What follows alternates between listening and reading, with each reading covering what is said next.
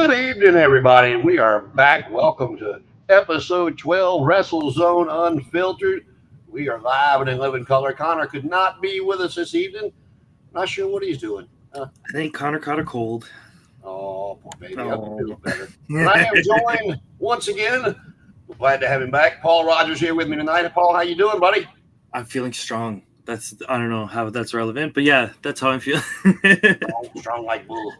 And I think Danny might join us here in a little bit. She said she was coming on. We tried to give her a few minutes, but we didn't want to make you wait for so much longer. So here we are. All kinds of stuff to dive into. And I'm going to just start it off this week. I should start it off this week every week like this. But, I know we're part of the All Elite Zone podcast network, but that's the title for the show, WrestleZone Unfiltered, is because we do cover AEW, but we cover everything. I mean, we are all pro wrestling fans here, and we're watching a little bit of everything. So, for the negative comments that come in, I'm going to come right back at you. Don't worry about it. It's not going to offend me. You're not going to upset me. I'm not going to cry in my soup. But, before you get all mad, just remember that we're covering a little bit of everything. We're not just covering, one or this, that, and the other, and all that crap going on. So, hey, that's specifically why I was hired is to bring in a different perspective. You know what I mean? Donald Trump bought AEW. We can all make AEW great again. Didn't we do that angle on Raw like 10 years ago or whatever it was? I want to say that was a Bischoff idea in the 90s. Yeah. It was a Vince idea because him and Linda's been part of his cabinet now. This second time, I forgot what she did the first time, but Vince brought him in and did some kind of angle and did that whole thing where Vince got his head shaved because it was Bobby Lashley for Vince and Umaga. To be fair, Umaga for Vince and Bobby Lashley for Donald Trump. And but Vince wound up getting Raw back. They brought him in for a little bit, and Vince took a clothesline and a head shave from the old president. I remember Donald Trump took a bump. I was like, he did. He got Vince back in his late 50s, 60s. To be fair, those aren't easy to do. No, he seemed to be a good sport about it. So, love him or hate him, that's leaving the country now. But he was part of, he is a WWE Hall of Famer. That's his claim to fame, the hell of the presidency. We got all kinds of stuff to talk about tonight. Paul, where do you want to start? I mean, we got all kinds of releases coming out. I think that'd be a good place to go. WWE released a lot of people this past week, and I'm kind of curious as which ones you feel might do well in AEW or AEW should look at picking up. There's a few on the list. I want to make sure I get the actual releases in front of me, so I know I'm not a. Well, I'll go over a few names with you. If you got them, you can shoot them out, and I'll give a response. We got Braun Strowman, which I think we'll start with him first because I think he'll be back. What I heard about him is not only does he stay injured a lot, but they said his salary was just entirely too high. So I think I think they'll work something out with Braun and bring him back at a lower salary. But I could be wrong. He might wind up somewhere else. But from what I've also heard from other people is his knees are sort of shot because he's a big fella, heavy set. You know what I mean? So he's carrying a lot of weight on those knees. If you remember other giants, like Giant Gonzalez or Kali, they were kind of slim. He's huge. So he might not. If you remember when he started with the Wyatt family, he had a kind of a beer gut on him, and he got himself into tremendous shit. Him being injured, and for what he provides, they said the rumor has it. What I read was his salary was too high, so I can completely see him coming back. Shayna Baszler, I thought that's way overdue. She hasn't done anything for me personally since she left NXT. She had a great run as the NXT Women's Champion. I think she's a very particular type of wrestler that I don't know if we'll get over a lot in the mainstream, but there's a niche for that. There's always going to be blood sport. There's always going to be that kind of shoot style that they love in Japan. And that's what they did with her in NXT. She did real well in NXT. There's always a place for that kind of. Once she got to the main roster, they kind of fumbled the ball with her because she's not a promo, like you said. She's a shoot fighter type character, and they just kind of reminds me of Connor's favorite, Marina Shafir. But Shayna actually was. She actually did. I think of a character that's a bit like a Bob Holly. You're not going to get much entertainment out of her, but you're going to get a lot of sports, and that I like people like that, legit Layla Hirsch, people like that. She just her AEW contract expired not too long ago. So she's Yeah, it's a very niche type of wrestling. And then we got two that kind of surprised me, but once the story started coming out, they both have been injured a lot, which was Dakota Kai and Cora Jade. Cora Jade, I really liked her in NXT, and her and the Roxanne Perez because of the Mean Girls. Dakota Kai, everybody seemed to like. That's why Triple H brought her back, but both of them are very injury prone, and that's what I heard why they are no longer there. I've also heard that a lot of people feel that's a controversial one because for some reason, I feel like a lot of the internet is like kind of rallying behind them. They're like, no, these two are fantastic. Like, what are you thinking? So I think they got a job pretty much anywhere they want to go for the most part. Well, the funny thing with Cora Jade that people may or may not know is, and it was kind of, I felt bad for her. She went out and she got her boobs done a couple of years ago. And as soon as she came back from getting her boobs done, I mean, it wasn't a month before she blew out her ACL. So she was gone for all that time, with getting the breast enhancement and the time to heal from that. And she comes back, and within a month, she blows out her ACL. Which is a major injury. And then you had Kate Carter and Katana Chance, which, if they want to keep the women's tag team division going, kind of surprised me a little bit with those two because they do, they are good for the tag teams division. Then Jakara Jackson, which they seem to have been pushing with Last Legend here a lot lately. Those are two big girls. Both of them are. I think this is where I get into the list of releases where I'm a bit like, who? These are like are they NXT people that just the majority of them were NXT. The only ones gotcha. The only ones that I've seen so far from the main roster were Strowman and Baszler, and then we see I recognize what is it, Shotzi down there? Yep, Shotzi. Shotzi Blackheart. Her contract expired. I don't know if it's expired yet or not. If it hasn't, I know they told her, they informed her they were not going to renew her contract. Now, the three that come up, Ora Mensa, Javier Bernal. I remember him on NXT. Nothing special. Joe Coffey, Mark Coffey, and Wolfgang. I really did like Gallus as a tag team. Danny Palmer, I'm not real sure who that was. I'm kind of in and out with NXT. Eddie Thorpe kind of surprised me because they just had him in the world title picture in NXT. And then Riley Osborne, he was part of Chase U. Again, he's a smaller guy, so he might be able to go somewhere between TNA and. I wonder if that's a miscommunication from creative and accounting or something. Like, how do you have someone you're actively pushing and making their image looking better as the weeks go by, but someone in the back is like, they're done. You'd think you'd stop pushing them. Like, I'm not saying, that's the best idea, but from a business perspective. Oh, no, I get it. But Nick Khan, I don't know how long it's been. All this shit runs together for me. But Nick Khan, he was actually doing an interview a few weeks back, a couple weeks ago, last week. I don't know what it was. It's been in the past, couple of weeks. But someone was asked about, wrestlers and their contracts and, not being seen on TV. And, I think he fired a shot back at the other Khan and said, no, if we're not going to use them, we're going to let them go. We're not going to hold them hostage under their contract and not use them. So, yeah. Like I said, there's a lot of these guys here and there that I think a lot of them will get a chance. A lot of these, Gigi Dolan, I've skipped over her. She's been kind of dead in the water since Toxic Attraction broke up.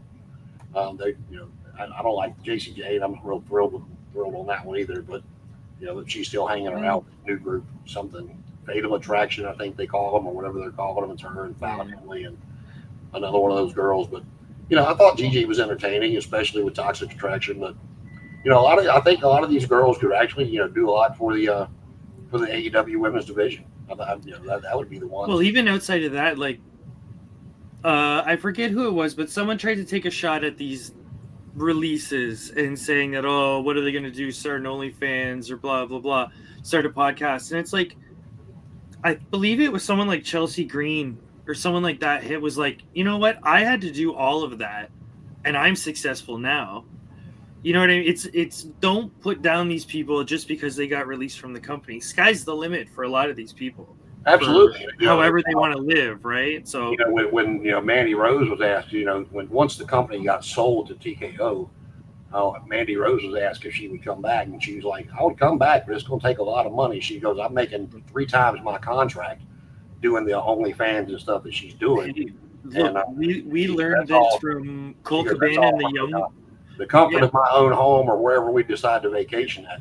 Now, something I did talk about a couple of weeks ago, you weren't here, is Playboy put out their first edition in a long time. They actually went back to print. It was either a month or two I ago. was just gonna say, is that actually still a thing? Is that... Yeah, they didn't go. They went out of print for a long time, and they I can I don't imagine. remember Yeah. who the girl was that made the cover in Centerfold. But my thing was now TKO does not care if the girls on the roster have an OnlyFans. They don't care what they do. They don't care if they do Twitch. They don't care if they do whatever online, as long as they show up when they're supposed to show up and do their job. I Mm-hmm. mean, anybody that's ever followed UFC, those guys will get out of jail and, and have a fight the following Saturday. They're in jail for domestic violence or something, and they're in the main event the following Yeah. month. I mean, that's And not. if we want to compare it to movies and stuff, like people who are in Guardians of the Galaxy, they're gonna go on. Oh, I was gonna say Oprah and age myself, but you know what I mean. They go on these talk shows. So for WWE to kind of like say, no, you can't do these sort of third party avenues that also benefit us in the long run. Well, my It, thing was it for actually it was not only for them, but I mean, you saw what it did for the '90s when the girls were posing for Playboy in the '90s. Those were the most bought editions of Playboy in history. And that you go back for a long time with some of the celebrities that have been in Playboy. Mhm. And if I was Playboy personally, I'd be reaching out to AEW and the WWE. You And know, it's like there are not going into the like, let's say, pornographic elements of that. I think if you took someone like Tony Storm and did like a pin-up girl, she doesn't have to show anything, you know what I mean, just do it in that style. There's certain gimmicks that just work for that. well, not only that, but like I said, if you even like WWE is where they are, AEW is where they are. It's a bigger audience. It's more mainstream with WWE. It's more hardcore base with AEW. But let's just say they reach out to AEW, and they're going to get that fan base. That I mean, look at all the. Hey, Mariah May's on the cover of Playboy this month. Hey, Tony Storm's doing a pictorial Playboy. Uh, you know, even Chris Statlander and Will Nightingale is going to have their fans that I get to see that. I mean, it's going to get publicity from both sides, and like I say, a lot of people don't. I don't even. I wasn't looking for it. It just actually smacked me in the face. So I think it's. I think we may be a kind of aging, or what is it, showing our age with this kind of reference, because I think maybe some of the modern, let's say, economics of that industry might be a little bit better on the digital side for these women. So while we would view it as a good publicity stunt, some of them might say, you know what? At the end of the day, the numbers are just better on OnlyFans or just better on whatever. Like, I have no idea where Playboy is or whatever in the grand scheme of things anymore. So it's and as to where I agree with you, here's my thing. What do a lot of wrestling fans do? They collect stuff, mhm. right? And all those Playboy editions from the '90s are now what? They are collector's items. So they are now collector's items. Yeah. So where people go out and buy figures, I really think that the wrestling fans, especially AEW fans, because like I said, you get a more mainstream audience with WWE versus the hardcore fan with AEW. The collectors, they're going to run out and buy these things. Either that, or they're going to have them mailed to their house. And if I was going to go, if the only way I would go buy a Playboy in 2025 was with my resident diva Danny was on the cover. Danny, good evening. How are you? Nice to see you. Thank you for joining us. Absolutely. How you been? We ain't seen you in a little bit. I'm good. So quick update, guys. I know it has been forever since you've seen me. Oh, I get to meet Paul. Okay. Hello. Okay. So I've been busy. I still have not found Wardlow, but let me tell you, I have been obsessed with Trick Williams for the past 4 weeks. Be still my heart. I don't even know what I was missing, but whole different story. So many of you know that I'm an educator. Paul, I've been an educator for many years. We're just going to leave that quiet as kept. So I recently started a new job where I actually am combining my degree in early childhood with my minor in social sciences as an early Head Start home health visitor. So I work with underprivileged children and families, provide resources for them, help the parents become better parents. I basically have keys to a building, my own office, own computer. Life is good. That's good to hear. So Honestly, I figured I knew you started a new job, but I figured with all these online rumors about Wardlow, I figured you were chasing up on it. You were going to nail it down and tell us what the real deal was. No, I did not find them, and upon further investigation, Cucamonga, go back to Cucamonga. Bye-bye. Nobody needs you in pro wrestling because you suck. You didn't hear that from me. We didn't miss a whole lot, Danny. What we started with was all the releases that the WWE have done over the past week, and just get your take real quick. Did anybody stand out to you that you think would benefit AEW for Tony to throw his checkbook at? Gosh, I have Jason been buried in paperwork and meetings. The only people that I'm thinking that were released, oh God, refresh my memory. Caden Carter and Katana Chance were released. Yeah. And if you're going to bring them in, to me, you got to create some women's tag titles to bring them. Yeah. Shayna Baszler. Shayna Baszler. That was kind of shocking to me personally. Because I've always liked her better than Ronda Rousey, and there's a lot of ish going around in the groups where WWE needs Ronda Rousey back, AEW needs Ronda Rousey. Ronda Rousey can go sit somewhere, be a mom, go sit at the library with her kids and be a parent, stay out of pro wrestling, and pay. If they did bring Ronda Rousey back, please get Paige Van Zandt in there. That's all you need, and I'm done. Ronda's a name. I think Ronda would have been, well, we talked about it. Her first match, she looked so good. Yeah. She never got any better. That was she really didn't. And she's like, and again, it's like I said before, she's kind of like the girl that you put a dress on that needs to wear pants instead. And I think she would have been. I think she would have been better off if they would have used her as an attraction. So think of the movie. If you guys saw Love and Basketball, when that movie Love and Basketball, when Sine Lathan, I can't say her name, she went to that dance in that movie. Her character went to a prom, and they put her in a dress. That's what I think of Ronda Rousey. She's like that super athletic tomboy girl that does not look right in a dress. Yeah, the ones I think that I'm trying to rattle this off the top of my head from what we were just talking about. The ones I think that they could benefit from would definitely be Dakota Kai. Yeah. Shotzi Blackheart. Because they did not. Shotzi didn't get released. They're just not renewing her contract. So whenever her contract is up, she can go.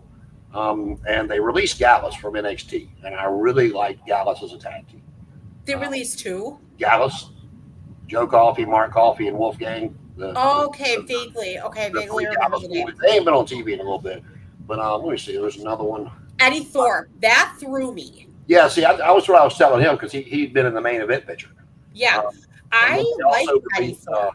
They released Jakara Jackson and Cora Jade, and Jakara Jackson had been on TV a lot with Lash Legend. Yeah, as a tag team, and then of course Cora Jade coming back as the mean girl she was. But both of them, from what I heard, Dakota Kai and Cora Jade, like he and I talked about a little bit ago, they were released basically because they are so injured. They get hurt all the time. So. Yeah. No, I tweeted Cora Jade and I told her, remember, Punk's married. Stay away from him. But I had to, Paul. I'm very brutal when it comes to Twitter. I'm very outspoken. I'm very brutal. I've insulted a few people on Twitter. Meltzer blocked me, and I'm still blocked after 3 years. One that ever blocked me. So see, I don't use Twitter. I'm more vicious on Discord. You know what I mean? I try to stay up to date. I don't know. I basically I insulted the Bucks. Well, then again, when don't I insult the Young Bucks? But I insulted them. They blocked me. I insulted Meltzer. Meltzer blocked me, and it's been like 3 years now. Oh, how could you hate Dave Meltzer? That's See, that's the thing. I didn't even insult him. I just simply asked him a question. That's the thing. I knew he responded with apparently you never listened to my show, and then I was blocked. I'm like, oh, okay. I'm not even. I imagine people like that. They just sit there and go, block, block, block, block, block, block, block, block, block. Uh-huh. I don't know who any of these people are. Block, block, block, block, block. Oh, JBL says it's a game for him. He says he's got over like 75,000 people blocked on Twitter. I was listening to him because he's been filling in for Bruce Pritchard for the last 6 or 8 months on his podcast. But Roddy Osborne from Chase U, that didn't really surprise me too much. They hadn't done much with him. And then, of course, there's the biggest name on here was Braun Strowman. And that surprised me. I was telling him I wasn't after I read why, because he is very injury prone too. But also what I read on Braun was that his salary was very high for what they thought he was contributing. So I would not be surprised whenever time frame they have to let go to renegotiate with Braun Strowman and bring him in at the lower level. Being on the main roster, it's still the 90-day no compete clauses. So but all the NXT people can be free in 30 days. So Cora Jade, Gigi Dolan, Jakara Jackson, Ora Mensa, Javier Bernal, the Gallus Boys, Danny Palmer, I don't remember, Eddie Thorpe, Riley Osborne. The rest of them are 90 days, but I think Cora Jade would be a great fit in AEW. I think Shotzi would probably be the best one out of them all because she's got her little cult following out there. But I think there's a few names on here that I think Tony could benefit from. Yeah, I think it's really unfair that they let Braun Strowman go. I think there's a narrative about him that hopefully he can change sometime soon. I apologize for that. And I'm really surprised that I don't know I don't know when it was. February 2025, so we're in May. So Sonya Deville's 90 days is coming up soon. Cedric Alexander's 90 days are coming up soon. If there's anybody, I thought his 90 days passed, didn't they? If it did, it just did because this was they were released in February 2025. Oh yeah, so March, April, May. Yeah, that would be about 90. Yeah. Okay, so if it hasn't hit, it's coming. At some point this month, you have to get it on an exact day. But Cedric Alexander is the one name that I would be willing to bet the farm on that we were going to see in AEW. So. Yeah. No. Absolutely. But let's see. Let's go back. We got some things coming up next week. You got the Young Bucks and Ricochet teaming together last night. So did you enjoy that? We haven't even gotten that far yet. Honestly, we have not even watched AEW because now that I've been obsessed with NXT, mainly Starks, Oba, Trick, and Hank and Tank are growing on me. They're hilarious. They're growing on me, as is Dark State, I think it is. But definitely, though, Trick and Ricky, obviously. And my husband's like, he goes, oh, God, not NXT again. He goes, by the way, Trick Williams got released. I'm like, get out. Trick Williams gets a shot at Joe Hendry and the TNA title in a couple of weeks on their pay-per-view they got coming up on that big weekend. Yeah, we haven't finished NXT because he's up at like 2:30 or he's up at like 1:30 and has to leave the house by 2:30 to get to work by 4. Yeah, so it's usually Trick's going to be on the main roster here. Yeah, so he's but we haven't even gotten to Dynamite yet. I don't know. Again, it's just I feel like this is repetitive booking with AEW's part. Paul, I've even said it, and I've said it a million times. If you're not friends with the Bucks, you're buried. And that's what sadly next week is really we got Backlash coming this week, so yeah, I'll be interested to see how Cena pulls his best inner Ric Flair and heals his way to beat Randy Orton because that's going to happen. Then I got to take time off Cena that soon. I don't remember what else we got coming at Backlash. We got Lyra and Becky, and I'm hoping they put Becky with Seth, and the Heyman stable because if you go back to the WrestleMania press conference after night 2. One of the things she said, was, what a great, she was holding her daughter and said, what a great weekend, this, that, and the other. And did you see my husband last night? How awesome was my husband last night? She really hit on Seth, as her husband and not just the character. So, and so her heel turn, I was not surprised at all. And I didn't know they were getting that rematch Monday night, but as soon as she came out, I'm like, we're about to get a heel turn from Becky Lynch. Yeah. And my fiance was like, "No, she's not." I said, "Watch what happens." Yeah, that would be kind of cool. I'd seen in the group though too, somebody had posted that Wardlow was seen or talking to WWE WrestleMania weekend. I wonder though, and that leads me to wonder who's going to be the next member for the new Heyman stable, because that was kind of that really threw me that Braun, I almost called him Braun. Sorry, Braun actually joined, which is kind of interesting because I feel like he needed that next level push to get to that next level. Yeah, what they're pushing for, what they're going for is Evolution 2.0 with this. And Braun Breaker, I actually called that night. I'm like, oh, where's Braun at? Because they've been talking for months about Paul Heyman working behind the scenes with Braun Breaker, to help him with his character and stuff. So, and there he came. And I think the next one's going to be Austin Theory, because like I said, they're pushing for a 2.0 of Evolution, kind of that same concept, that the superstar, the older guy, and then the two younger talents. Now you might get the female aspect of Becky Lynch this time, and you might get one more member. They're talking about a possible Austin Theory, maybe Carmelo Hayes, but it's another younger talent to try to elevate. If Becky Lynch is in the Ric Flair role, I will accept it. Just watching her go mental like classic Ric Flair, I can picture it totally. Well, see, that was the one thing Danny went with us last week. That was one thing I loved about what Michael Cole had on commentary for WrestleMania. He actually, went into the fact of where, McAfee and Wade Barrett were giving Cena such a hard time for the way he beat Cody. And then Michael Cole spoke up. He's like, I'm not mad at him. Ric Flair, he said he was the dirtiest player of the game. How many titles did he win and retain, doing worse than what John just, so, the guy that he's surpassing right now, he just did it the way he did. And, so I was glad to see Michael Cole actually point that out and, keep Rick relevant, even though he's 865 years old, but, and still kicking. How that man's still alive, I will never know, but I'm glad he is. And let's see, what else we got coming? We got Joe and Moxley next week. I'd love to say Joe was going to win that belt, because we all know that Ospreay is going to win this tournament. For the title at All In, but Joe and Ospreay would be a much better match than Moxley and Ospreay, but that's a different. And Ospreay's very good against those like brick wall opponents. Yeah, he knows like so well how to work with that. He had amazing matches with Shingo Takagi. He's one of these guys, right? So he knows perfectly how to work with those brick boys. Well, it's like I don't like to sit here and put people over, further that were in the WWE when Tony brings them in. But man, the damn Hurt Syndicate just looks like superstars, man. They come out there, the way they look, the way they present themselves, the way, even Shelton Benjamin getting his 2 minutes on the microphone. They sound like somebody, they look like somebody. And then you got, Cornette calls Moxley a plumber. He goes, the plumber. and of a plumber. And you sit there and look at him, and like, damn, he does kind of look like one. He looks like the plumber that goes to the bar at night and gets drunk and wants to fight. So it's just like. That is literally highlighting an element of the character he is playing. So I feel like it's not so much criticism as it is a legitimate observation. But he looks like a high class plumber, though.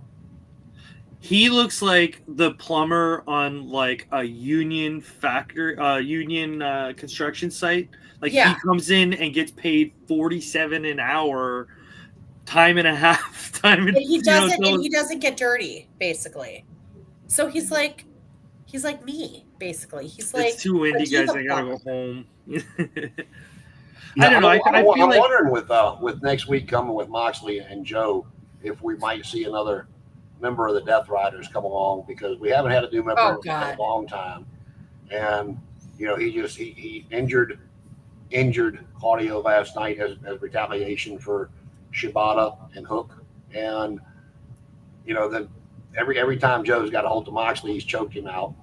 And and Weaver's not going to be able to throw off Hobbs, and because Hobbs came out and helped last night. So I'm wondering, if we get a Hobbs turn to go to Death Riders, would not shock me with Tony's booking, or if we get a new member because it's supposed to be Joe and Moxley in a cage for the title.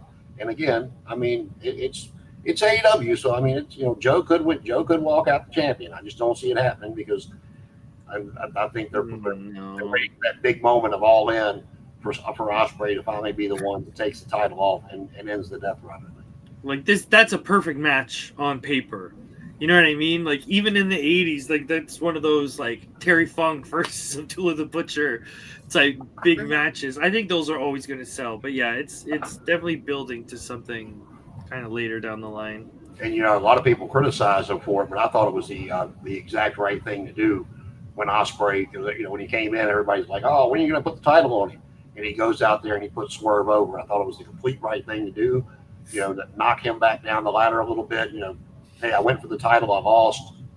Let's move on. And now they brought him back full circle with the Owen tournament. Like I said, I think with Ospreay, that was the complete right thing to do. One thing I am loving though about AEW is Max. I call him Max. Everyone else calls him MJF. But this whole thing with the Hurt Business when he showed up in the car. It was the one where he gave the car episode and then he pulls up in the car, tosses his keys to the guy, then hits the guy. I could not stop laughing at that segment. And when he gave Lashley the car and Lashley was like this, and then he goes, and then he takes off in the car. That is highly entertaining. And I feel like Max is one of the more entertaining guys in AEW with, of course, Toni Storm being like the most entertaining female. I'm curious to see if they get him into the Hurt Business only for him to turn his back on the Hurt Business. And I read somewhere that Hammerstone, somebody could be coming to AEW. Alexander Hammerstone. Yeah. He was in TNA and then he did a job in NXT against who the hell they bring him out against? God, I don't remember. But Tony D'Angelo brought him out to face Oba Femi. That's what it was. He brought him in to face Oba, and Oba kind of squashed him. And like I said, he was in TNA. He started out in MLW, but I don't know what his contract situation is right now. That's a good thing about WWE being a public-owned company is you can actually, if you search hard enough, you can actually go find contracts online. You can actually see contracts, opposed to where AEW being privately owned. We can't go see if Wardlow's actually still under contract and if he is when it's over with. Right. You talk about entertaining in Max. We'll go to the other Max. I don't know what they're doing with that poor kid. No, that's hilarious to me. Well, I don't see with the amount of people they got in there right now.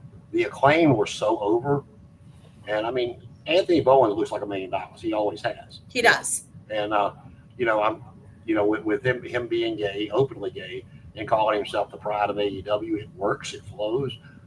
But I don't know what they'll do with him. And it's such just a perfect, like, it is. 1 in a million kind of phrasing. And if you don't, if people click on the show and they don't know, they're like, huh, who is he? But for the people that know, it's a great moniker. It flows right in. Mm-hmm. But my thing is, I don't really see them doing a whole lot with him with all the people they've got.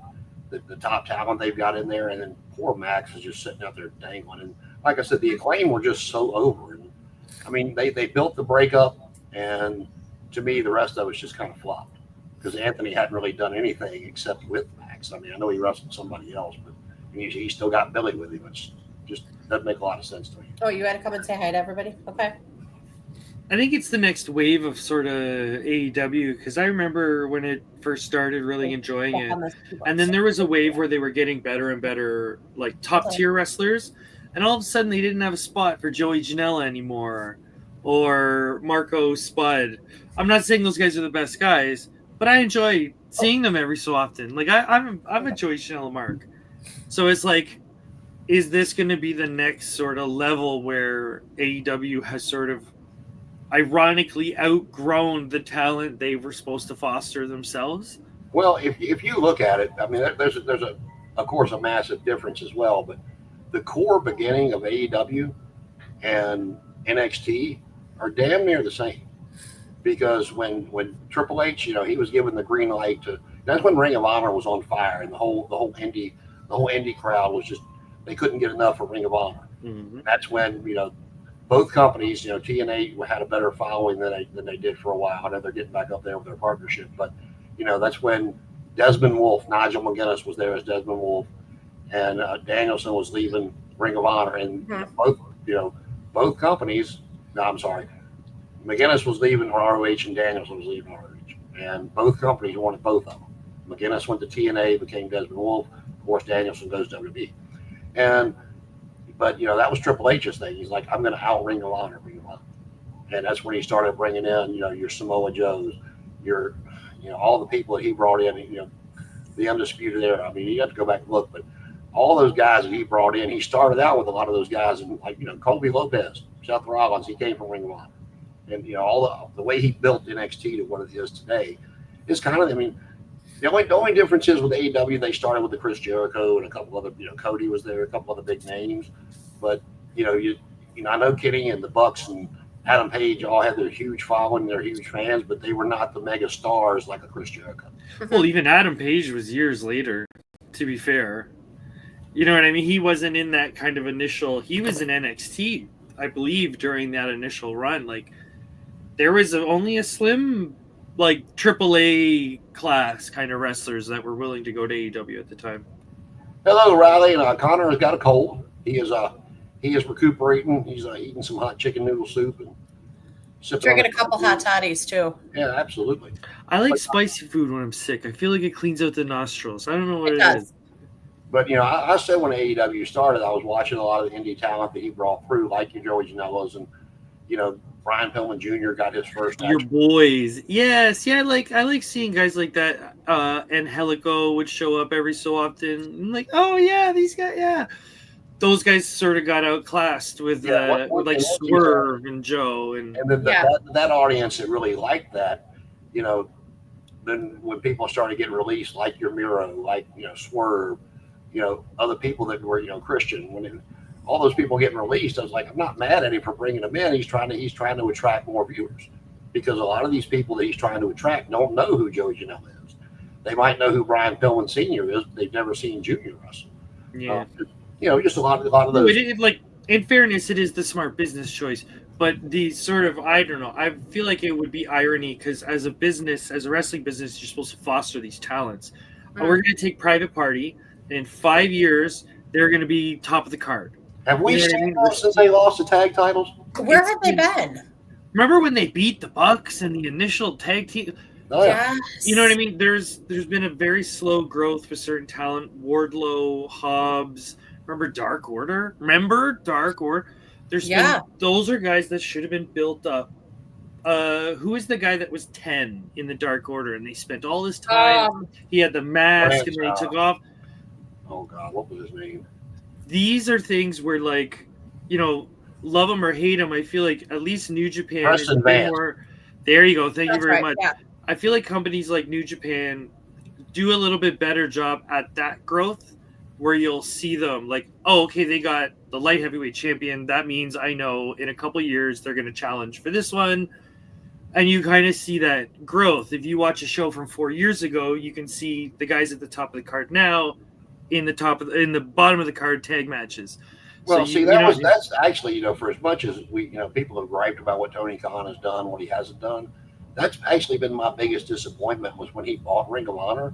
Mm-hmm. I was excited for it, because those guys, I was excited for him to, figure it out, whether it was a TV show or you started out on YouTube to get some viewers. So then you can, if you attract enough viewers, then you can, hey, look at what we're doing. Let's get it over to a TV show, and then take all those guys and girls that were getting pushed aside, because you're bringing in bigger names to, try to get like Athena or the Righteous, like great workers, but and they're no longer.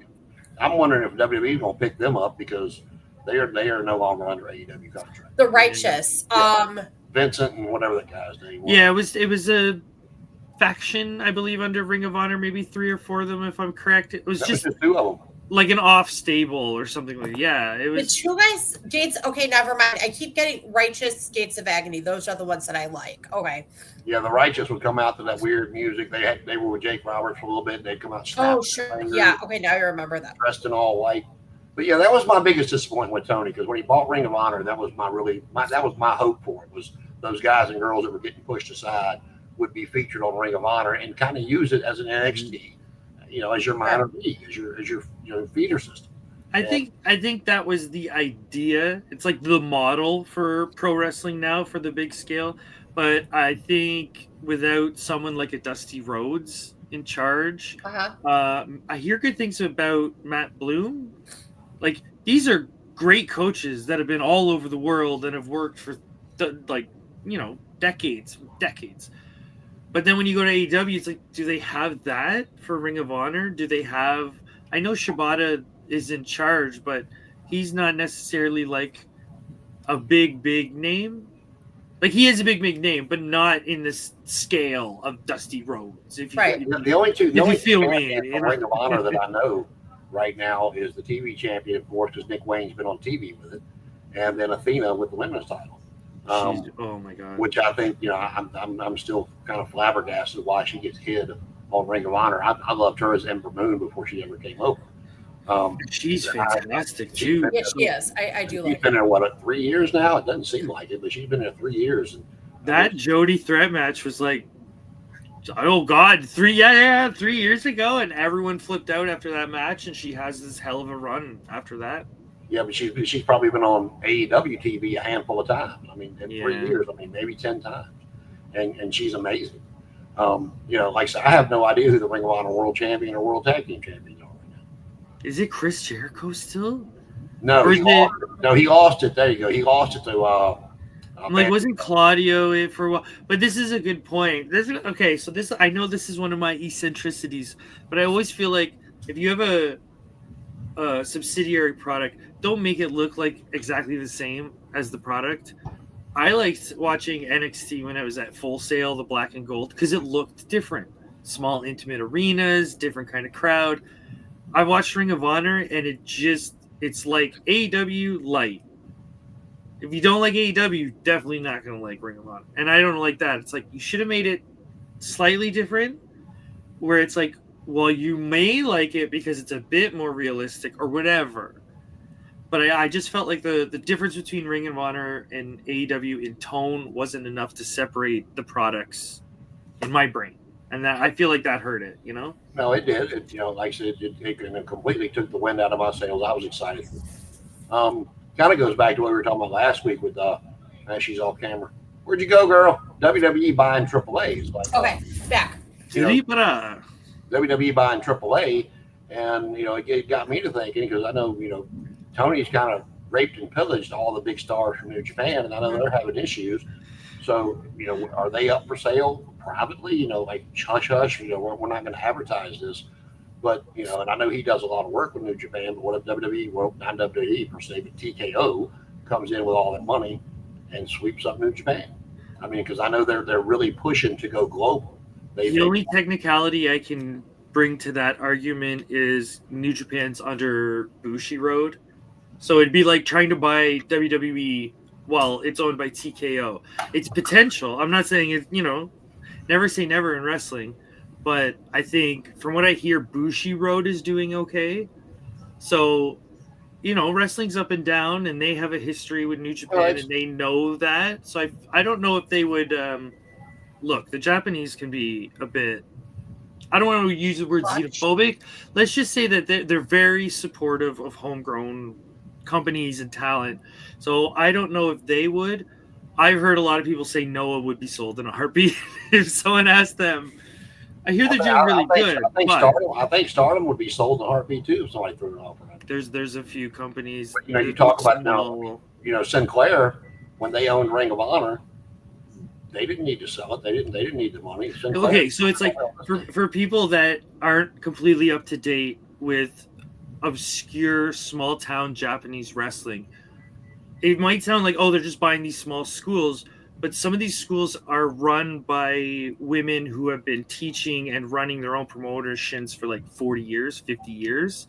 So just to get one of some of these women is a massive, like, this is Dusty Rhodes times 2.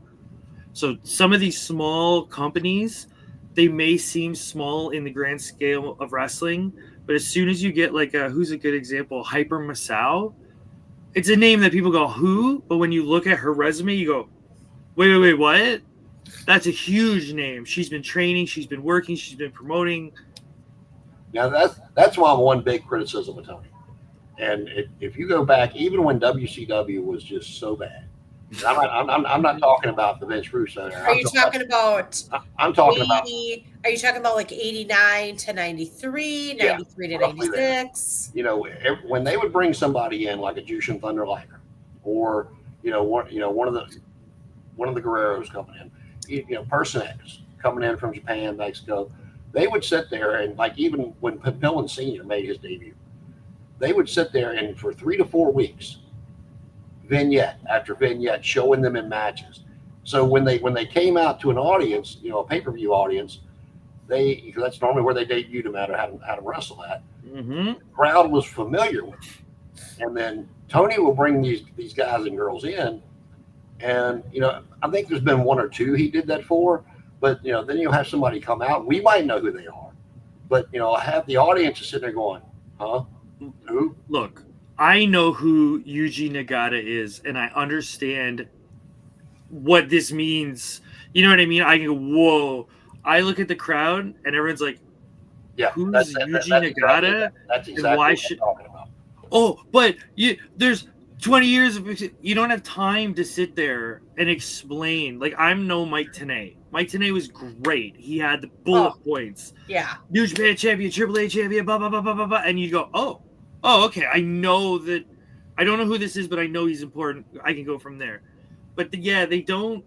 I feel like maybe they feel like everyone's in on it. Not everyone's in on it. Like, I know I'm a hardcore fan, and I'll make reference. Like, I remember training with wrestlers that worked in wrestlers, and I worked in modern wrestling, and I would make reference to modern wrestlers, and they'd go, you know what I mean? Like, it's crazy who knows who and who doesn't know who, right? And I'll go back to something that we've talked about on here before you came along, is the structure of the show. And I've said, when I said this before, that I know the hardcore AEW fan would hate it, but if you structure the show at 8:00 when they come on, when Dynamite comes on, he's now got all these former WWE well-known people. At 8 and 9 o'clock, when your show starts and when the top of the hour hits, you make sure, until you build your audience to where you want it or to where you're happy with it or where it's continuing to grow, and they familiarize themselves with a Will Ospreay or Adam Page or Danny's boyfriend, the Young Bucks. But you start off 8 o'clock with Edge. At 9 o'clock, you got the Hurt Business. Something of that nature. When people are flipping through the TV, if they're your average everyday fan and they're flipping on a TV and they see, oh shit, there's Edge. I wonder where he went. Because they're not following. That Adam Copeland is in AEW. They're not. They don't care. Look, there's Bobby Lashley. The Hurt Business is back together. And like I said, I know the hardcore AEW fan would hate it. And I'm not saying those people are any better than the ones that were already there, or anybody else that's there. It's a structure of the show to try to, when people are flipping that clicker, trying to see, what's on, they're going to see somebody they know. And if they sit there and watch the promo from MVP and the Hurt Syndicate, or from, Cope, and they're scratching their head like the rest of us going, what? Who? What's his name? But, they might go from that to a Will Ospreay match, and because Ospreay's got a good entrance and he's great in the ring, or you might get an MJF segment after that. Just don't make it a Kenny Omega or Young Bucks segment after that, but make that at like 8:50, so it's passed over. But they might see it, and you might gain a new viewer, and it's worth a shot to me to try to structure the show that way. At least for just say 6 months. You ain't got to tell anybody what you're doing. Just structure it that way with well-known people to the average everyday audience. That's not not doing what we do. They're going to go to WrestleMania for the spectacle of it. They're going to watch the matches from probably a big screen. I think this is a good reason why they should do more tournaments, because if you do this is why I love. Not to do a tangent into the Best of Super Juniors coming soon, but if you know who's in the tournament and it's round robin, you can literally tell your audience who's going to be on. Like, if you want to watch Kenny Omega match, it'll be on the 5th, it'll be on the 12th, it'll be on the 17th. You know what I mean? You can kind of create a consistency in a format to a degree for like a month or two, and try to use that, because you can. I remember in WCW they would always promote like, oh my god, Kevin Nash is actually going to wrestle on Nitro. Sure. He never does that. You know what I mean? So if you have Kenny Omega versus Will Ospreay on Dynamite, people may go, whoa, on Dynamite, whoa. Now I have to see it. And it's been promoted through this tournament. We all know that in 6 weeks they have this match in the 7th round. We don't have to overly promote it because we're promoting it with structure.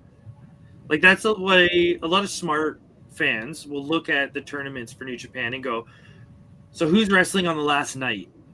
Because that's going to be where the points add up. So, you know, they won't have a points deciding match in the middle of the tournament. It's going to be on the last night. That's how, you know, stories are told.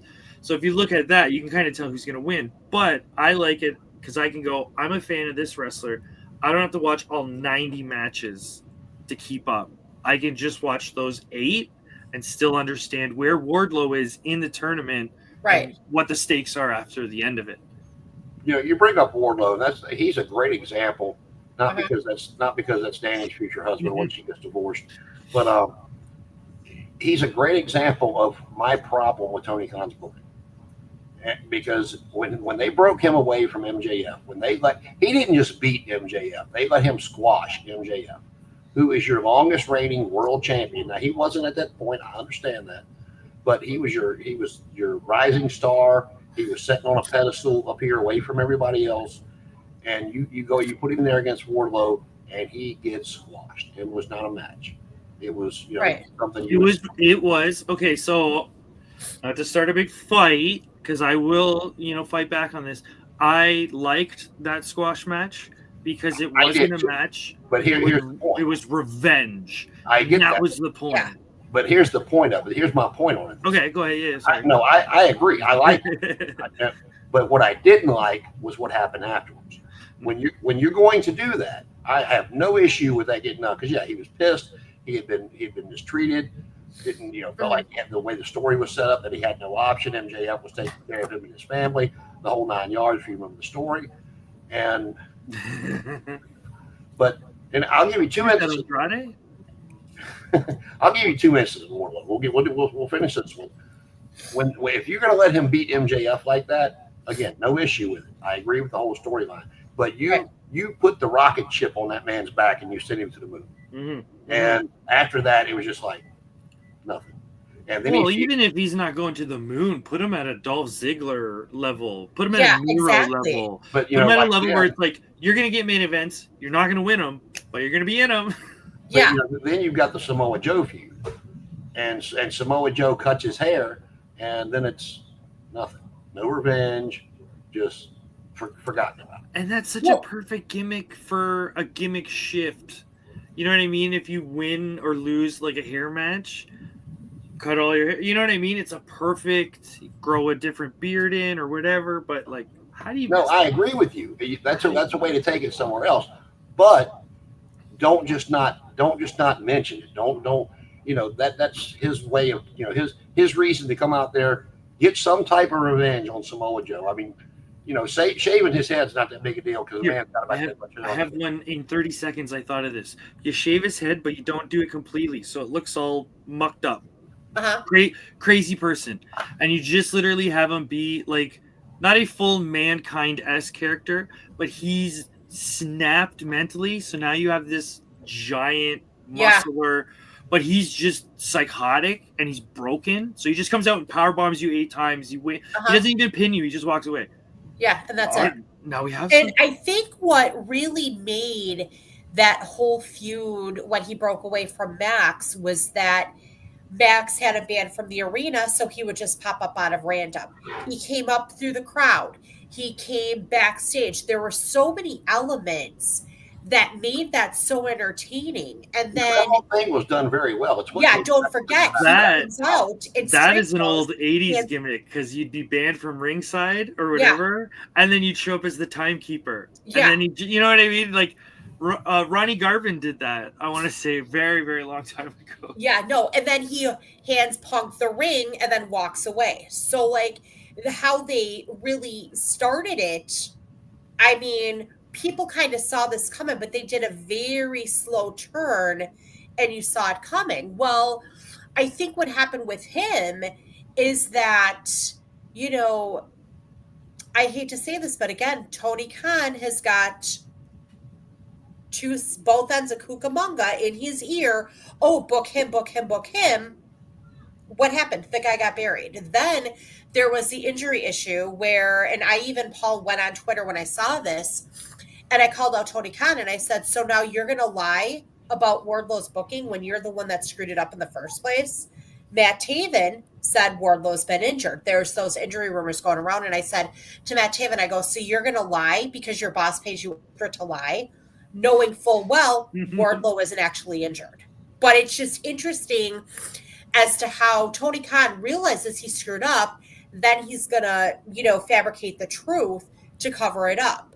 Add in there, too, that you put this devil storyline together. Jason, we've talked about this before. The devil storyline. Okay, you put that one together. Who would have been the best devil is from Chicago. The best devil would have been Punk. That would have been the best devil because you could have done CM Punk, FTR, that's 3, Wardlow's 4, get a 5th one, that's 5. Take out the Bucks, take out Hangman, take out Omega, take out Glass Boy Jack Perry. There you go. That would have been the devil storyline. So then you come up with this devil storyline. You throw in Adam Cole as the devil. You throw in Bennett, who is in there? Rod Strong, Bennett. Taven, Bennett, and Strong. And Taven, yeah. And then Wardlow's in there. Well, then where's Wardlow? He's not even mentioned by Adam Cole. He's not mentioned by Rod Strong. He basically, the guy's like vanished quicker than the DeLorean vanished at the end of Back to the Future. Or faster he was out than there. the house from Poltergeist vanished to thin air. Yeah, the last time he was out there with them when they were still doing that storyline. Yeah. And Adam Cole was coming out there with his If you step on the computer, come on. Go ahead. doing, you know, Adam Cole was supposed to win the world title and give it to Adam Cole. And I forgot who the world champion was. Don't sit on the keyboard. I got a movie, baby. And Adam Cole sitting there giving him a dirty look, and then the next thing you know, you just don't see him anymore. Yeah. And it's just like I said, it's the start and stop for me. And Wardlow's not the only example. There's been a lot. You know, Adam Cole. That's the second time he's had to do that he's done a angle where he was hurt and it couldn't really pay off. The first time was, like I said, they were teasing that split between the Undisputed Elite with O'Reilly, Fish, and Cole with the Young Bucks. Mm-hmm. Yeah. And they had them attack the Young Bucks on TV, which is fine. I mean, people, you know, your indie fans are going to be interested in the Undisputed Era versus the Elite. That's what they were wanting to get to, because Roddy Strong was on his way in. But, you know, Cole and O'Reilly were both hurt, and you couldn't pay it off. So why even do it? Wait till, and, you know, O'Reilly wound up being out almost 2 years with that neck injury. Indie fans, I prefer to think of them as people that go watch carnivals at county fairs in the middle of summer. Because there's a lot of people like, I'll give you an example. The Young Bucks versus the Lucha Brothers. It was entertaining. It was a very entertaining spot fest in that cage match. I have no issue with the match itself. But your classic pro wrestling fan is going to look at that and go, what in the hell am I watching? But then you flip over your hardcore, you know, spot people that like that kind of stuff. And I can decipher between the two. I'm not going to shit on one way or the other, but I will split it from what's one versus what's the other. But you're going to take fans that really like that kind of stuff and that hard hitting, you know, Osprey Omega type match, and they're going to flip over to WWE and they're going to see all this, you know, 25 minutes of talking and go, what the hell am I watching? I mean, you know, so they both have a place, you know, and I, you know, yeah, I wanted to step in and be controversial because I feel like a lot of people try to poo-poo on that match, Lucha Brothers, Young Bucks, but I find like the average wrestling fan, like when I say that, I mean like the guy flipping channels, the girl flipping channels, or you're right. They're gonna have a good chance you're gonna go to WWE and it's gonna be a long promo, but then they're gonna go to AEW and they're gonna see people just kicking each other in the face nonstop for 10 minutes. I think those fans don't care about the psychology or whatever. I think they're like video game fans and they're gonna go, "That was awesome, bro. They did backflips and then kicked each other." That's just me. I think the IWC worries too much about the smaller elements of that. It's entertainment. You know what I mean? See, like, my only thing is, and I'll tell you, because I've been watching this shit, like I told you last week. I was just Arcade 83. I've been watching as long as I can remember. Okay, we'll talk about the Bucks and the Lucha Brothers. Like I said, it was very entertaining for me to watch. Mm. Now, was it the Rock and Roll Express versus the Midnight Express? No, not for me. It was not. But like when somebody comes out with a nail baseball bat, or they come out and they're jumping off, 25 foot in the air, whether it's on a ladder or a platform, whatever it is, and they're coming. I want to know what this other guy or girl did that pissed this one off so much that they're willing to risk their own life. Now, granted, we know it's a story. We know they're safe. Blah blah blah blah. Let's just peel that back, and we're watching a real fight. Okay, when they do that kind of stuff, that's where my issue with not only AEW but other promotions, CZW, stuff like that come in. If you're going to put your body through that to try to maim that person you're in the ring with or outside the ring with, what did they do? That's what gets me. That's what gets me into the story. And I know the Lucha Brothers and the Young Bucks went back and forth with the tag team titles, but for some of that stuff they did to each other, it's like, did they go like trying to cut their mom's head off? Did they, they tried to run their kid over? They didn't try to burn down each other's houses. Exactly. But, okay. That too. So to answer your question, but to sort of bring in an element of what we were talking about earlier, the Young Bucks and the Lucha Brothers have a long history in Mexico as well. So not everyone knows that. So if you're paid attention the whole time, you might know that, and you can fill people in. For the average fan, they go, well, AEW just showed the AEW side. They never went, well, for these 12 years or whatever, in AAA, whatever. You know what I mean? Like, you don't get the entire story because AEW, as much as I like them more than WWE is really good at going, hey, by the way, we're going to take 2 minutes right now to explain who these people are and why they're mad at each other. Okay, fight. That's one thing. Whether I'm interested in the match they're showing or not, one thing you, especially WrestleMania, but with every pay-per-view, Mania especially, but when you're watching that show and they go from the last match, getting ready for the next one, they're setting up, doing whatever it is they got to do. Those vignettes, segments between the matches to show you what's going on between these two people that are about to wrestle. You could have been not watching it for 2 months, and right before that match comes on, exactly why they're fighting. Yeah, they do a phenomenal job. I call it the you think you're special test. Take a non-wrestling fan, knows nothing about wrestling. Show them that WrestleMania 17, 19. You think you're special. The Limp Bizkit one with Rock and Austin. Just show them that and go, would you be interested in watching that? And they'd go, hell yeah. That package is perfect. I think there's only a few video packages that are actually perfect like that. I know Daniel Bryan's Monster, he had one that was here's 2 minutes. It's going to show clips of the storyline. So at the end of it, you're going to be perfectly caught up on everything you need to know. And Robbie actually in the middle of that discussion. That's what I was talking about earlier. I don't know if you were listening or not, but we appreciate you being on. But that's what I was talking about earlier about the WWE people that everybody the average audience knows who they are, whether it's an Edge, a Christian, a Chris Jericho, a Hurt Business, so forth. They're starting off the program at 8 and then the top of the hour at 9. So when your average fans flipping through, they'll stick on it for a minute, and then you bring out one of your really top guys afterwards, whether it's being Ospreay, Omega, whoever, Adam Page, Swerve, because Swerve never made it to the main roster. He was only on NXT. And, there's a lot of people that they've done better with than WWE did. Tony Storm and Swerve being two great examples. You know, Swerve City. But you could argue like the Hurt Syndicate is doing better where they are than in the Hurt Business. Yeah, you know, I think some people they just find different victories and. Well, it's like the Hurt Business. Found that one. Like when they were on Raw and the Bloodline, you know, the Bloodline was just starting to ascend on SmackDown.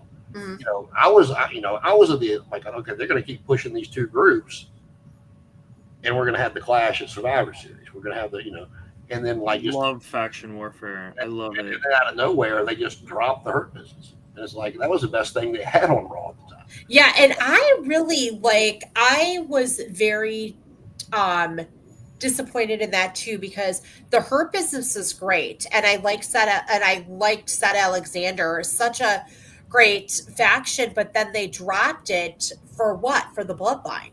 But yet no, the Bloodline was on SmackDown. This was complete. Oh yeah, you're right. But yet you also could have had, I feel like, the Hurt Business and the Bloodline, you know, get into something that would have been interesting. Absolutely, that's what I said. I thought between the two shows they were going to do this and then Clash at the Survivor Series. And then you know what really aggravated me with it was the little bit of time the Hurt Business got. They were dominating everybody. Yeah. And then as soon as they split them up, you know, Cedric and Shelton are out there jobbing for everybody. Right. And it's like, well, what are you doing? You know, so, you know, there's a lot of what the hell was that I'm watching on both channels. It's not, you know, I'm an equal opportunity that sucked. Yeah. You know, so, you know, I don't know. You know, NXT's really, like I said, for the last, almost a year now, they've done really well at showcasing the women. The women have been the main draw of NXT. Mm-hmm. I like Trick Williams. I think Oba is going to be a big star down the road. I think they finally have done a better job of, you know, back, you know, years ago, if it was a foreign-born guy, they were going to be the heel. They would never win a championship. You know, 20 years ago, you would have never seen Gunther or Drew McIntyre as a world champion. No. They evolved in that way, which I'm very thankful for. They finally got rid of that stigma. But isn't it? Oh no, I have it. Hopefully we get to it. I mean, I'll be glad when Ospreay takes that title off Moxley. Yeah. I wonder though, who would they have again?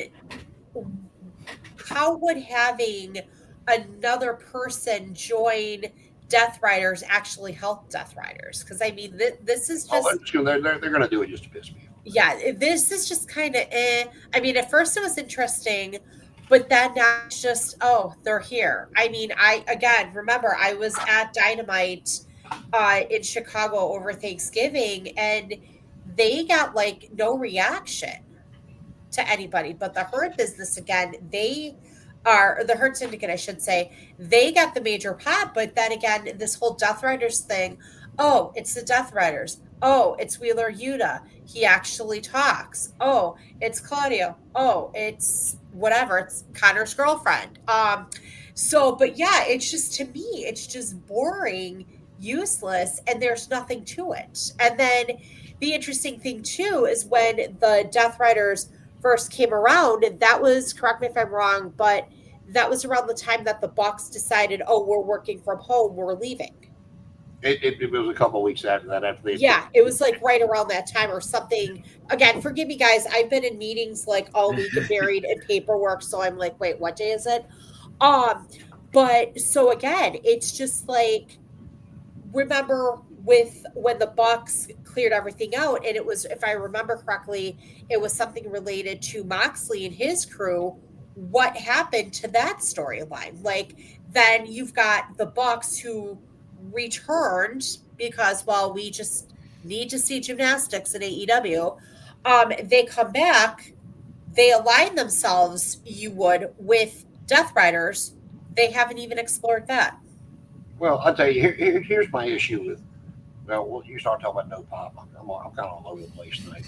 But like, I love the Motor City Machine Guns. I do. Yeah. I've liked it for a long time. Great tag team. No reaction. And it's like, can I interject with something that I know will be controversial? Interject away, my friend. Okay, so everybody's high on the Motor City Machine Guns, and look, I love them, but that was 10 years ago. No, I agree. I agree. They're 10 years too late. 15 years ago. So, like, as much as everybody's really kind of excited for them, part of me's like, I was more happy for them than I was excited. the people who have started wrestling because of them have, you know what I mean? Gone further in their career. Well, maybe not further, but they're they're already along the line. It's like a good example is like Bryan Danielson or Kenta. They came out and they influenced a certain generation, but now that certain generation is kind of caught up to them in a sense. I don't want to put them down. They are huge stars. Really and they Corey Graves' tagline on them when they the first few times they came out, when he said, "Your favorite tag team's favorite tag team." Yeah, I remember that. Hating them, but I mean, he's 100% right. But it's what I was going with is it's not just them. Like DIY, they did great in NXT. Nobody cares. They got to the main roster. Nobody cares. The Street Profits. Like them. I do like DIY. Well, when they come out, watch what I'm talking about. There is no problem. They're too small. I mean, well, I'm gonna tell you, the Bucks are smaller. My nephew is 15 and a half now. He's 6'1". He's bigger than the Bucks. I get that, but I think the Okay, I'm gonna pull. Okay, I was gonna say I pull Kanye West, but I think that's changed in how that phrasing works now. I don't think WWE respects people under 200 pounds. Yeah. They don't respect junior heavyweights. They don't respect cruiserweights, whatever you want to call them. They're going to get a better shot under Triple H than they ever did. 205 Live to me is a great idea. I remember 205 Live. Yes. Those guys are never going to get pushed. That's just the reality of it. Like I remember one Royal Rumble, I think it was Gargano came out and he stood up to Big E. Big E is big, but he's not like Drew McIntyre or whatever big. Tall. And it was like this, and you could see Big E like, am I gonna bump for him? He's half my, you know what I mean? Like Big E's a nice guy, and I'm sure he wasn't but you could maybe see the gear string where you're like, maybe I don't fully bump his DDT because he's. I'm gonna tell you, we've actually talked about this before. Now I'll give you about two big examples because they're kind of 5 years apart, I guess. But you know, if you didn't watch wrestling back in the '80s, and you were somewhere, one of the Road Warriors walked in, or Sid Vicious. Oh God. You know, I could go down the line. God bless their souls. You might not know who they were, but you knew they were somebody. It's like the airport factor. It's the idea of like when you're sitting at an airport, 1,000 normal people are walked by, and then all of a sudden that one person walked by, and you go, "I think they're famous." Yep. I think that, you know what I mean. Like you see someone, you're like, and here's my two examples of where we are in today's wrestling. When the first Dynamite, when they did the Battle Royal. Now I know Billy Gunn's not a small guy. I mean, but when he was in his prime back with DX, there was still a lot of monsters around, so he kind of looked average. He didn't look small, but he looked average. And in that Battle Royal, he dwarfed everybody. And I was like, dear God. And then I guess it's been 2 months ago now. Whenever Nathan Frazier and Axiom took on the Hardy Boys, the Hardy Boys were out there talking in the ring, and they hit their music.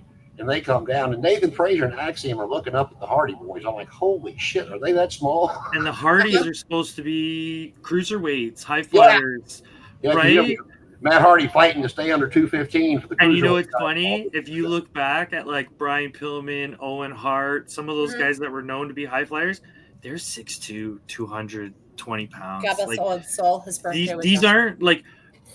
When I made his WWE run, he wasn't as good a shape as he was. But man, when Pillman first started, he was built like a brick shit house. I mean, Pillman, I remember that. He looked good. And what's funny is people kind of poo-poo on kind of the MMA and shoot wrestling for weight classes and making people go up and down and that kind of stuff. But they don't do it for pro wrestling. They say, no. If Vince tells you to put on 100 pounds, put on 100 pounds. It's just the nature of the business. Mm-hmm.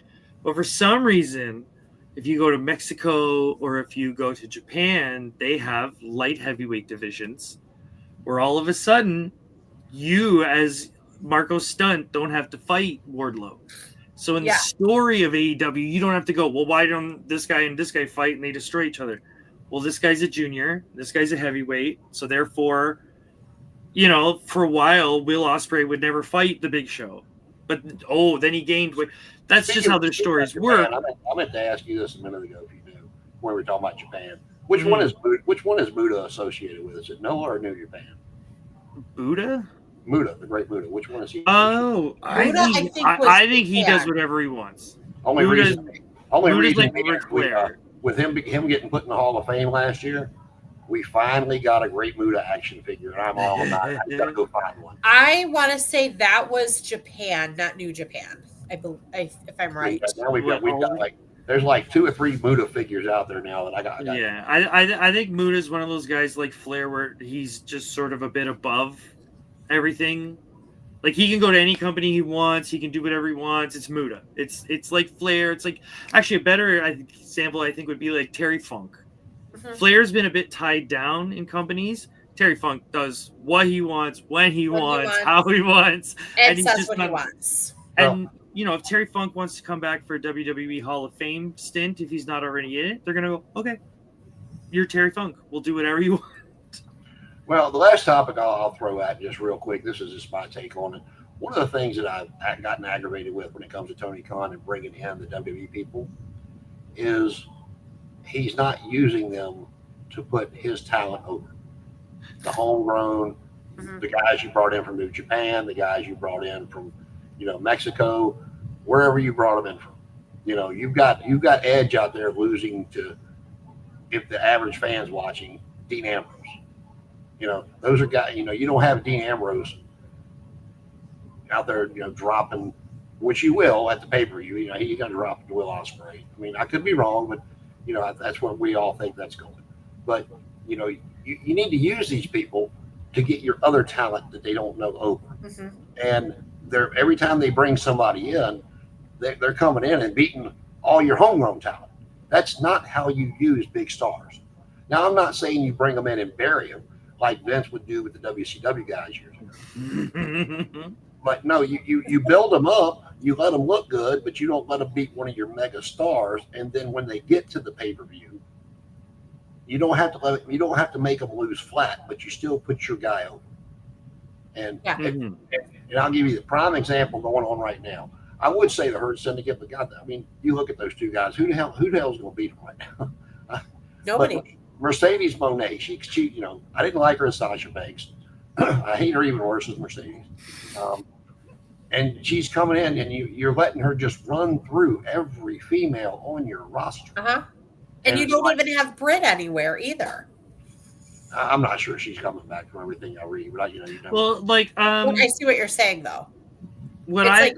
She was basically signed, and then basically, my name is Mercedes Varnado. I was signed to this big contract I don't deserve. I'm allowed to do whatever I want. I can have this. I can have that. I can charge you $100 a month for me to text you, blah, blah, blah, Varnado, who isn't even really that great of a wrestler and kind of really stinks in AEW compared to WWE. And then she comes on there, not Mercedes.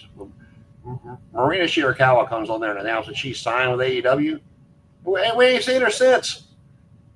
And I will tell you, and I'm sure people are going to disagree with me. That's okay. My favorite thing of AEW television right now is Harley Cameron and that damn Mercedes Moné puppet. That shit is that. Oh my God! That stuff has me laughing my ass. She is. At first, I thought she was kind of annoying, but she is ridiculously entertaining. I mean, yeah, like I said, oh my God, I love it. She's getting better in the ring. That's not saying a whole lot, but from where she started. But I mean, she's getting better in the ring, and I mean, she has me like when she's got that puppet going at Sasha Banks, like Mercedes, like that. I'm damn near in tears. I'm laughing so hard. I mean, that's great. Well, between that and Tony, Tony with her. Is there one that's got the itch, and she's like, watch for the shoes. Tony is also ridiculously entertaining because when she did that gimmick and then went back to her, oh, I'm Tony Storm, nice to meet you. That just kind of was like, eh. But this gimmick that she has, this is pure gold. She is gold with this gimmick. I think there was a bit of it's time to kill the gimmick and do something else. and she saw the response and was like, Yeah. "Oh no, I get it." Absolutely. Because she started. I remember she was at an award show, like a movie award show, but she's in gimmick as this old timey. The Queen of the Ring debut. And that was it. Yeah. That's a gimmick that non-wrestling fans can look at and go, that makes sense. It reminds me of like early 90s WWF where you go fighting guardsmen, jail guard. Yeah. You know what I mean? You look at them and you get it. And you just go, oh, Right. she's an old-timey movie star. I get it. And the thing she did that I don't know if a lot of people paid attention to, when she started doing the timeless gimmick, she didn't get fat, but she put on a few pounds in a few certain places. And then when she came back as the original, just historically accurate, you know what I mean? to kind of have the Marilyn Monroe body from back then. And when she came back as the original Toni Storm, you could tell she had dropped about 15 pounds, and she gradually added it back a little bit at a time.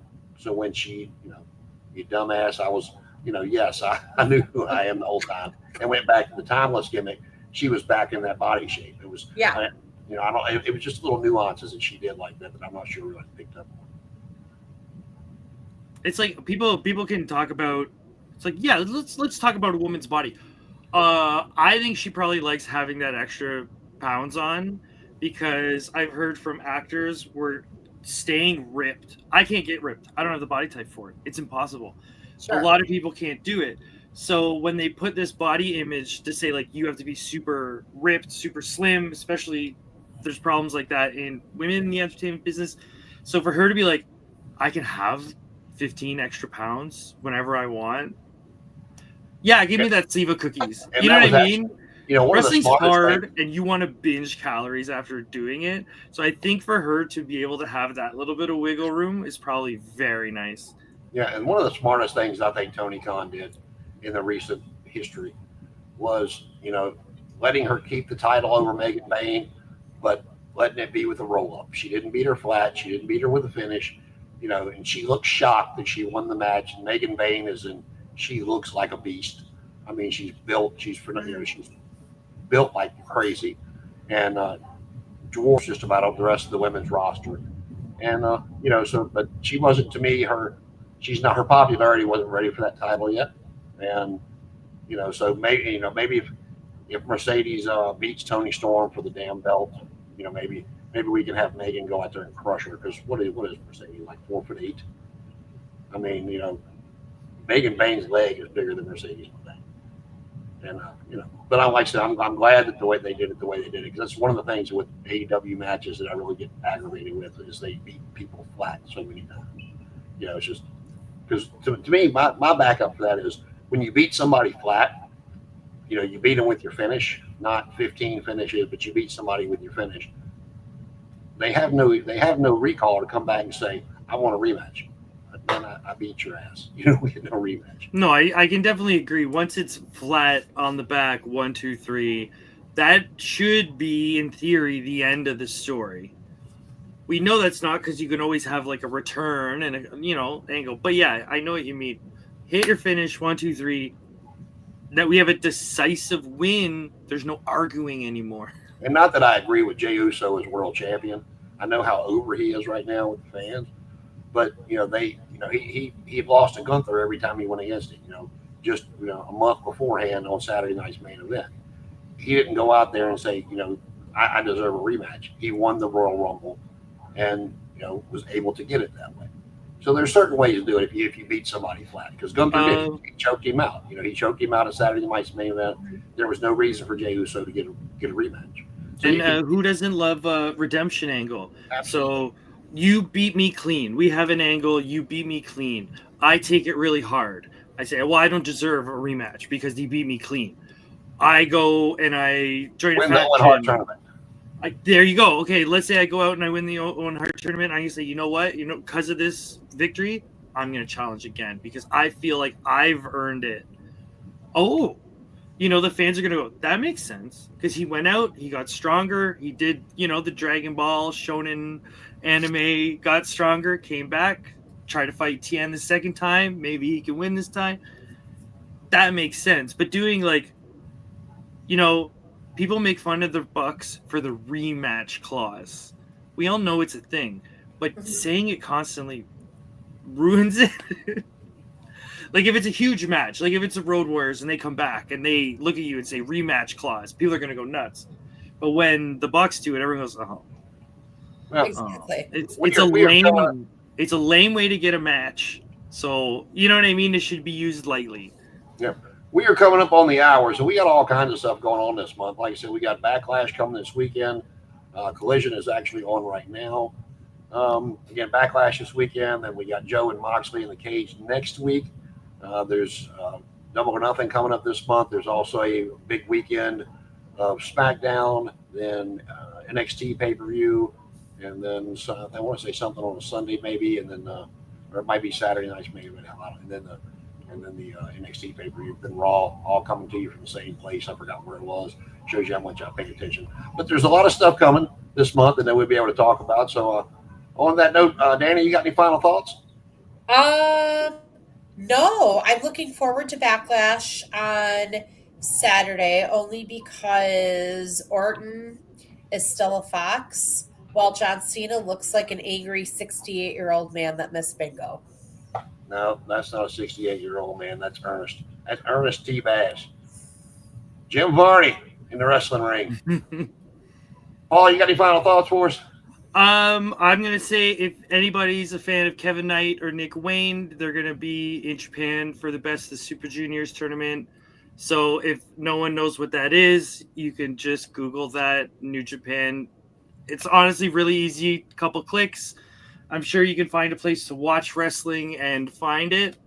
Yeah, it's out there, but I definitely would recommend it because I love those two guys. I really enjoy Kevin Knight's wrestling, so I hope everybody else does too. Kevin Knight is I really enjoyed Kevin Knight, seeing him on TV. He's just one I'm kind of sitting there going, oh, I like this guy. He's very young. He's got a lot of good trainers.